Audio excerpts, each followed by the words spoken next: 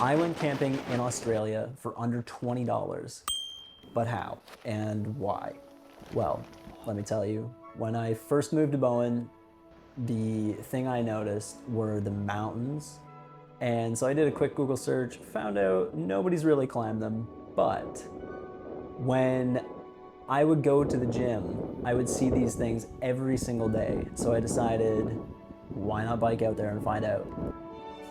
But first of all, never trust Google Maps for a long haul bike ride.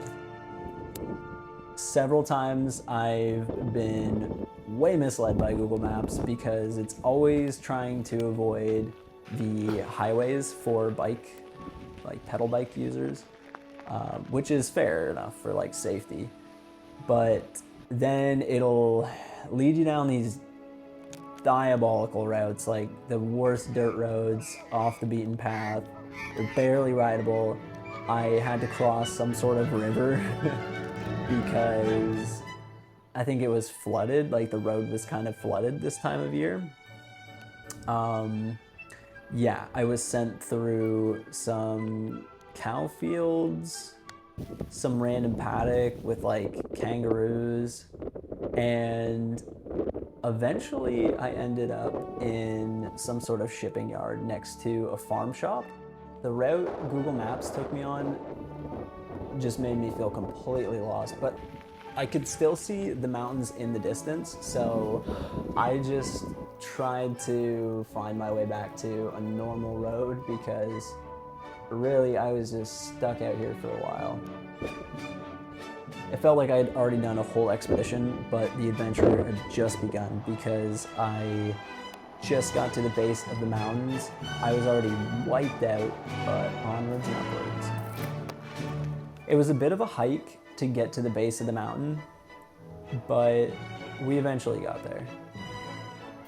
The craziest part was all of this tall grass that was just up to my ears, and you're trying to watch where you're stepping, but then you're also getting clotheslined by big spider webs, and I was trying to watch out for snakes because I kind of thought maybe snakes would be in this grass.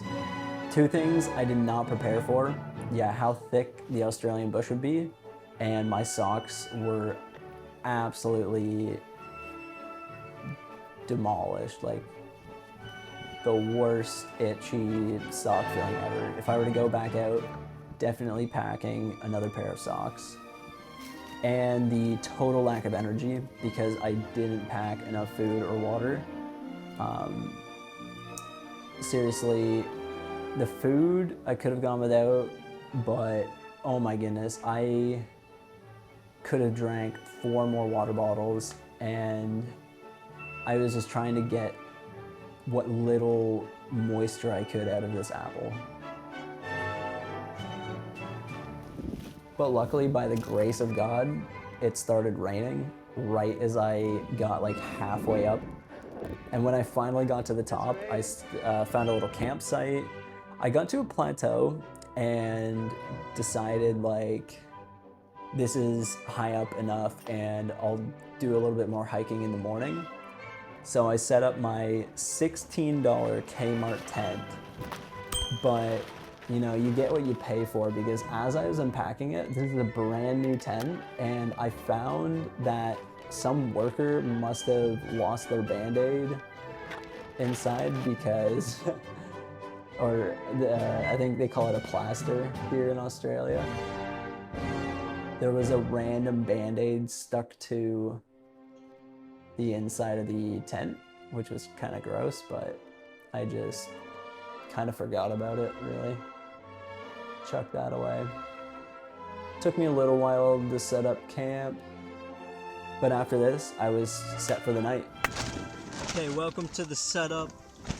We just posted up camp here, and I brought a sleeping bag, a yoga mat to sleep on, some bean bags for juggling, a spare camera just in case this one dies and I'll go back to my old camera, flashlight for at night, Bible, my bag with some thick warm pants. I regret not bringing more water. And then for food, Shout out the ginger outdoor guy. He's all on the tuna. Tuna is a good source of protein. Sardines. Sardines in a can. A lot of ants. And as a vegetable, I brought 2 carrots. And I had an apple, but I ate it on my way up here. So yeah, this will be the setup for the night. I'm just going to practice my juggling and do a little bit of reading, and then call it a night, get tucked in. The sun's gonna go down in an hour maybe, so I'm just getting ready for the night, and then I'm going to do a bit more hiking tomorrow morning before I pack up.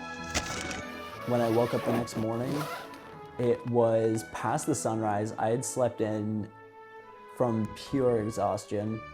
So it was a beautiful scene to wake up to, but again, if I were to go out, I would pack more water. This was my breakfast, a can of sardines. Shout out the Outdoor Ginger for bringing tuna and suggesting tuna for an outdoor adventure, but sardines are just next level. They're top of the game, great source of protein. So when I woke up the next morning, I decided to leave my camp, try to get to the actual top of the mountain. But the farther and farther away I got from my campsite, I thought maybe I would like lose it in the distance and not be able to find my way back. So I kind of got this clever idea that I would tie up a pretty fluorescent, like purple, it was the bag for my sleeping bag, and use this as a marker to see as I went further up, because I was looking to this peak thinking, okay, when I get to there, I might not be able to see where I was camping before.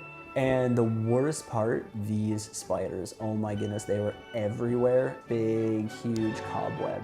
Finally made it to the plateau and realized, oh my goodness, it's just a plateau. And the mountain goes even higher. Spots like Mount Roundback in the distance that I want to climb again, or Mount Little. This mountain's called Mount Pring, and the elevation isn't even that high. It's only like 300 meters. So compared to other mountains, this is a baby. But for this day, I just decided that this plateau is the most beautiful scene of all of Bowen, like panoramic views. So I decided to turn back, and even on my way back, I found this little puddle of water, and I was thinking, oh, I'm like dying of thirst. I could definitely drink this right now, but I didn't want to risk it. And on my way down during the descent, I thought I lost my way, but luckily just caught this purple banner through the bush and was able to recover my trail, recover the banner, and make my way back to the campsite for a pack up. So yeah, I packed up my $20 setup, took one last look around, and decided to make my descent.